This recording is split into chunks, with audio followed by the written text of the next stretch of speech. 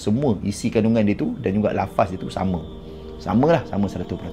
Tapi kita yakin 100% yang Al-Quran ni datang daripada Allah SWT, isi dan juga lafaz dia, perkataan dia.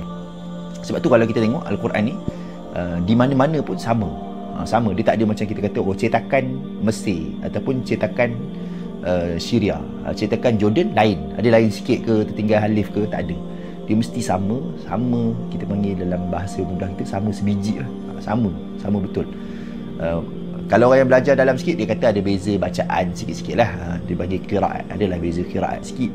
Tapi secara asasnya, semua isi kandungan dia tu dan juga lafaz dia tu sama 100%. Di mana-mana dunia pun, hatta kalau orang kafir sekalipun, dia nak mencetak Al-Quran, dia hanya ada satu saja versi yang dia boleh cetak.